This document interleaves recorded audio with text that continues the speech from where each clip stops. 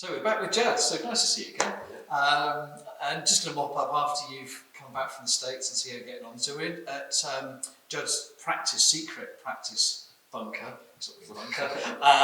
and we're just taking sort of 10 minutes of your time just to sort of catch up. So how was it in the States then, playing pool? Yeah, it was good fun. It was sort of a different environment to what I'm used to, a lot more relaxed. Everyone was really super friendly, so it was a really enjoyable experience for me. And I kind of just went out there and did what I thought I would do, win a couple of games and come up against one of the top players and go out. But for me, it was just a bit of a learning experience, just get out there, just a different type of people, the pool players, all kind of different environment, and it was something I really enjoyed that. Yeah, I mean, there's a real buzz. Everybody was loving it, I think, seeing you playing, talking about it on social media. And of course, your first game against Joe McGee was kind of went all right, didn't it? That was quite good. You sort of settled down, didn't you? Did you find that kind of helped settle you into? Yeah, I mean, it was difficult because it was quite hard to practice over there. In snooker, you normally got sort of set tables where you can practice all the time. You could practice a little bit before the tournament, but it's probably normal for everyone else playing for their whole life. But for me, I needed as much practice as possible. So I thought everybody had sorted out a table. Yeah, I managed to get on a couple of. Well, when I landed on a couple of sort of hours each day, but for me it just wasn't enough money I needed to keep playing. And every game that sort of I won, I felt a little bit more comfortable, but I just needed more of a gradual step up rather than playing players that could be quite comfortable. They weren't a great standard, and then suddenly I'm up against one of the best in the world, so it was a bit of a difference. Yeah, it looked like hard work against Jason. Well, to be fair, I didn't really get a chance really. With winner breaks, it's very tough, and surprised me a little bit because I haven't followed the pool that closely, and just how one-sided a lot of the games are between the top players. So in snooker, when you've got the two top players coming in, there's normally sort of 5-4 or 9-8, 10-9, that kind of thing. Yeah. The pool was like 10-11-1. 11-2. Do you think that was because it was winners breaks? Yeah, I definitely think so. You can't do anything.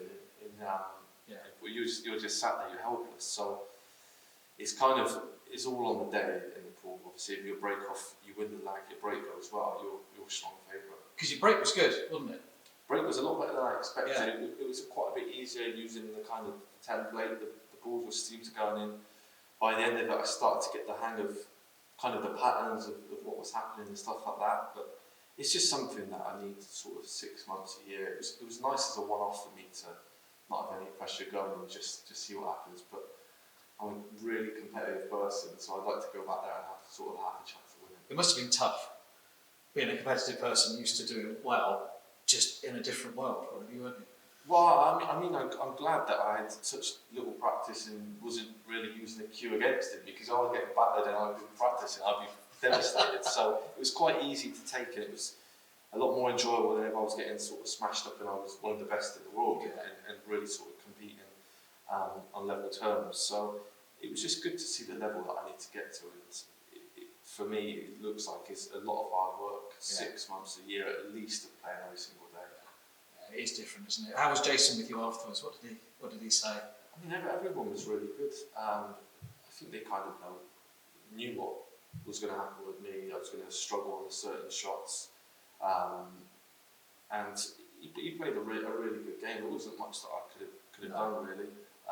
Even though I had been playing for a year in practice, he was playing that well on that day that I was going to get beat either way. But everyone was really super friendly, supportive of what I was doing. It brought a lot of attention, social media, different people watching, snooker players, and I think in the future you're going to see maybe a lot more snooker players having a go at it, at least unless they all talk. We'll see a few more players having a go at it, but I think pool's on the up.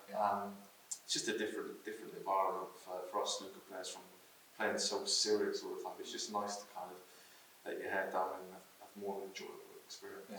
Was it different playing because you played the jump shot? Yeah. Didn't you? Yeah, I mean, I think the ball was very close to the pocket, and I thought if I get over it, I can't miss it. I waited my turn. I thought I have to play one in the whole tournament. I waited until my last game, but it went in. it's just something that I just need to keep doing more in tournament. I just didn't really want to make a fool of myself, so I was sort of holding back a little bit, but just with confidence, with time, with practice, is something that I'll be able to sort of master. Yeah. I know one of the things you were keen to do was to sort of spread the word of snooker to the States, and you went off to Seattle, didn't you, afterwards? How did that go?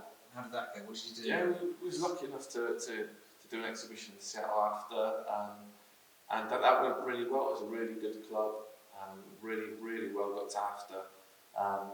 Just an amazing experience, really. It's always been a dream of mine since I was a kid to kind of try and break into the American market, and to be able to go there, play snooker, do what I love was a brilliant experience. And hopefully in the future we can manage to sort of get an event over there and make the game as big as possible. Yeah. So what did the club have then? I think you said they had a load of snooker tables as well as pool tables. Yeah, I mean there was 4-star tables from what I remember, and probably 6 to 8 pool tables as well. Yeah. And everything was brand new, amazing setup in there.